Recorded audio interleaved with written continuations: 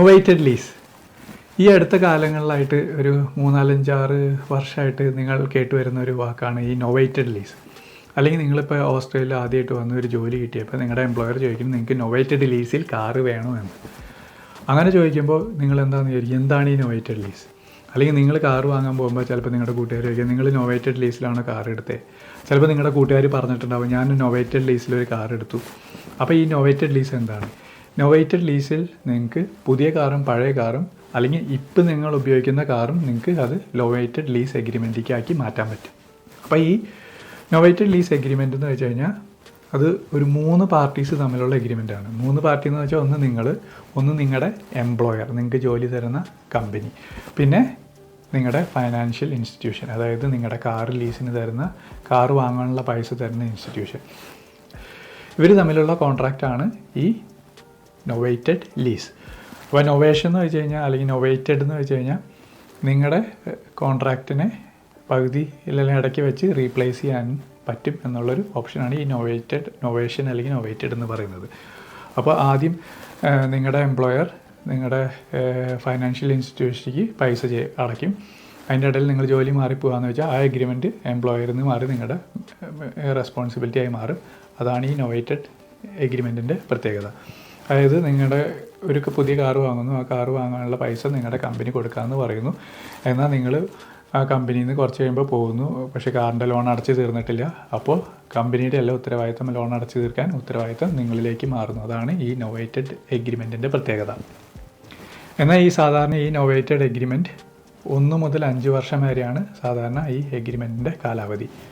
അപ്പോൾ ഈ 5 വർഷത്തിനുള്ളിൽ 5 വർഷം വരെ ഈ കമ്പനിയിൽ നിന്നില്ലെങ്കിൽ നമ്മുടെ ലോൺ അടഞ്ഞു തീരില്ല. ലോൺ അടഞ്ഞു തീരുന്നില്ലെങ്കിൽ എന്തുണ്ടാവും? കമ്പനി അടക്കില്ല, ബാക്കി നമ്മൾ തന്നെ അടയ്ക്കണം. അതാണ് ഈ ഇന്നോവേറ്റഡ് ലീസിൻ്റെ പ്രത്യേകത. ഇന്നോവേറ്റഡ് ലീസ് കുറച്ചും കൂടി ക്ലിയർ ആക്കാൻ വേണ്ടി ഞാനൊരു ഡയഗ്രാം വെച്ച് എക്സ്പ്ലെയിൻ ചെയ്യാം. അപ്പോൾ ആ ഡയഗ്രത്തിൽ നിങ്ങളുണ്ട്, എംപ്ലോയി, അതിൻ്റെ മുകളിൽ കാണുന്നത് എംപ്ലോയർ, നിങ്ങൾ എംപ്ലോയി, നിങ്ങൾ ഈ എംപ്ലോയർക്ക് വേണ്ടിയാണ് വർക്ക് ചെയ്യുന്നത്. എന്നാൽ പിന്നെ തേർഡ് പാർട്ടിയായ ഫൈനാൻഷ്യൽ റൈറ്റ് സൈഡിൽ കാണാം. അപ്പോൾ ഈ 3 പാർട്ടി തമ്മിലുള്ള എഗ്രിമെൻ്റാണ് ഈ ഇന്നോവേറ്റഡ് എഗ്രിമെൻറ്റ്. അപ്പോൾ ഈ ഇന്നോവേറ്റഡ് ലീസ് അപ്പോൾ എന്താ നടക്കണതെന്ന് വെച്ച് കഴിഞ്ഞാൽ നിങ്ങൾ നിങ്ങളുടെ എംപ്ലോയർക്ക് വേണ്ടി, അതായത് നിങ്ങളുടെ കമ്പനിക്ക് വേണ്ടി വർക്ക് ചെയ്യുന്നു. അപ്പോൾ നിങ്ങളും നിങ്ങളുടെ കമ്പനിയും തമ്മിലാണ് ഈ ലീസ് കോൺട്രാക്റ്റ്, കാറ് വാങ്ങാനുള്ള കോൺട്രാക്റ്റ് നിങ്ങളും നിങ്ങളുടെ കമ്പനിയും തമ്മിലാണ്. എന്നാൽ ഈ കോൺട്രാക്റ്റിൻ്റെ പൈസ ഈ ഫൈനാൻഷ്യൽ കമ്പനിക്ക് അടയ്ക്കുന്നത് നിങ്ങളുടെ കമ്പനിയാണ് അടയ്ക്കുന്നത് പൈസ. ഡയഗ്രത്തിൽ അടയ്ക്കുന്ന പോലെ ലീസ് പേയ്മെൻറ്റ് നടത്തുന്നത് നിങ്ങളുടെ കമ്പനിയാണ്. എന്നാൽ ഈ കമ്പനിയും ഈ ഫൈനാൻഷ്യറും നിങ്ങളും തമ്മിലുള്ളൊരു എഗ്രിമെൻ്റ് ആണ്, അതാണ് ഇന്നോവേറ്റഡ് എഗ്രിമെൻറ്റ്. ആ എഗ്രിമെൻറ്റിൻ്റെ പ്രത്യേകത എന്ന് വെച്ച് കഴിഞ്ഞാൽ കമ്പനി പൈസ അടയ്ക്കാത്ത കാലം നിങ്ങൾ ആ പൈസ അടയ്ക്കേണ്ടി വരും. അതായത് ആ കമ്പനിയായിട്ട് നിങ്ങളുടെ കമ്പനിയും നിങ്ങളുടെ ഫൈനാൻഷ്യലും തമ്മിലുള്ള പൈസ അടയ്ക്കാനുള്ള എഗ്രിമെൻറ്റ് നിങ്ങളുടെ കമ്പനി അടച്ചില്ലെങ്കിൽ അത് നിങ്ങളിലേക്ക് വരും, അത് റീപ്ലേസ് ചെയ്ത് നിങ്ങളുടെ മേലേക്ക് വരും. അതാണ് ഈ ഇന്നോവേറ്റഡ് എഗ്രിമെൻറ്റ്. എന്താ, കമ്പനി പൈസ അടയ്ക്കും, നമ്മളും ഫൈനാൻഷ്യലും തമ്മിൽ ഇന്നോവേറ്റഡ് ലീസ്, നമ്മളും കമ്പനിയും തമ്മിൽ ലീസ് എഗ്രിമെൻറ്റ്. ഇപ്പോൾ നമ്മളൊരു കാർ വാങ്ങിച്ചു, കമ്പനിയായിട്ടൊരു എഗ്രിമെൻറ്റ് വെച്ചു, കമ്പനിയായിട്ട് നമ്മൾ ലീസ് എഗ്രിമെൻറ്റ് വെച്ചു, കമ്പനി നമ്മുടെ പൈസ നമുക്ക് വേണ്ടി അടയ്ക്കുന്നു. എന്നാൽ ഈ കാറ് ഈ ഫൈനാൻഷ്യർ നമുക്ക് കാറ് തരുന്നു, ഈ വിത്ത് ഇന്നോവേറ്റഡ് എഗ്രിമെൻറ്റ്. അപ്പോൾ നിങ്ങൾ വിചാരിക്കുന്നുണ്ടാവും ഈ ഇന്നോവേറ്റഡ് ലീസിൻ്റെ ഗുണം എന്താണ്? അപ്പോൾ ഇന്നോവേറ്റഡ് ലീസിൻ്റെ ഗുണം കാണിക്കാൻ ഞാൻ പറയാം. നിങ്ങൾ ഒരു കാൽക്കുലേഷൻ എളുപ്പത്തിന് വേണ്ടി നമ്മളൊരു റൗണ്ട് ഫിഗറാണ് എടുക്കാൻ പോകുന്നത്. അതായത് നിങ്ങൾ നിങ്ങളുടെ കമ്പനിക്ക് വേണ്ടി വർക്ക് ചെയ്യുന്നു, അതായത് നിങ്ങളുടെ എംപ്ലോയർക്ക് വേണ്ടി വർക്ക് ചെയ്യുന്നു. നിങ്ങൾക്കൊരു 100,000 ഇൻകം, ഗ്രോസ് ഇൻകം കിട്ടുന്നു. അപ്പോൾ ഓസ്ട്രേലിയയിൽ നിങ്ങൾ നിങ്ങളുടെ കമ്പനിക്ക് വേണ്ടി വർക്ക് ചെയ്യുമ്പോൾ ഒരു 100,000 ഗ്രോസ് ഇൻകം നിങ്ങൾക്ക് കിട്ടുന്നു. എന്നാൽ ഇവിടെ ജോലി ചെയ്യുന്നവർക്കറിയാം, നമ്മുടെ കയ്യിൽ ഇൻകം കിട്ടുന്നതിന് മുമ്പ് ടാക്സ് അവർ പിടിച്ചിട്ടാണ് ബാക്കിയുള്ളത് തരാം. അപ്പോൾ ഈ 100,000 ഒരു വർഷം $100,000 ഇൻകമുള്ള നിങ്ങളുടെ ടാക്സ് ബ്രാക്കറ്റ് എന്ന് പറഞ്ഞു കഴിഞ്ഞാൽ ഈ റൈറ്റ് സൈഡിൽ കാണുന്ന ആ ബ്രാക്കറ്റിൽ നിങ്ങൾക്കറിയാം 30% ടാക്സ്. അപ്പോൾ ഇത് 100,000-ൻ്റെ 30% എന്ന് പറയുമ്പോൾ 30,000 പോയി, ബാക്കി 70,000 ആണ് നമ്മുടെ കയ്യിൽ കിട്ടുന്ന ഇൻകം. അപ്പോൾ നമ്മൾ കാറ് വാങ്ങേണ്ട വരികയാണെങ്കിൽ നമ്മൾ എന്താ ചെയ്യുക, നമ്മൾ ഈ 70,000 വെച്ചിട്ട് ആ 70,000 അതായത് നമുക്ക് ടാക്സ് അടച്ച് കഴിഞ്ഞിട്ട് കിട്ടിയ $70,000 വെച്ചിട്ട് ആ ഡോളറിൽ നിന്നാണ് കാർ വാങ്ങാൻ പോണത്. അപ്പോൾ നിങ്ങൾ വാങ്ങാൻ പോണ കാറിൻ്റെ വില ഒരു $30,000 ഒരു കാർ വാങ്ങാൻ പോകും. അപ്പോൾ അതായത് $30,000 ഒരു കാർ വാങ്ങാൻ പോകുമ്പോൾ ആ കാറിന് 30,000 അതിൻ്റെ GST എന്ന് പറയുമ്പോൾ 10%, അതായത് ഒരു 3,000, അതായത് 33,000 രൂപയാണ്.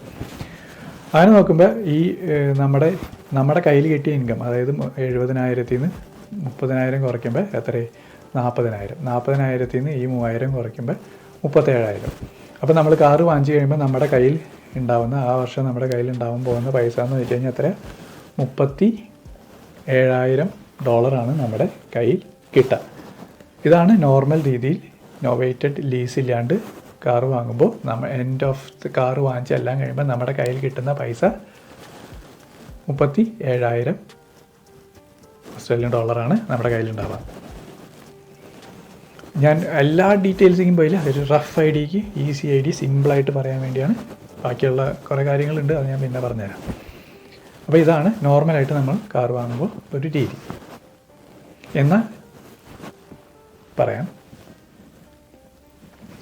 എന്നാൽ നോവേറ്റഡ് ലീസി വാങ്ങുമ്പോൾ നിങ്ങൾക്ക് ഉണ്ടാകുന്ന ഗുണം കോംപ്ലിക്കേറ്റഡ് ആയിട്ട് സിമ്പിളായിട്ട് പറയാം.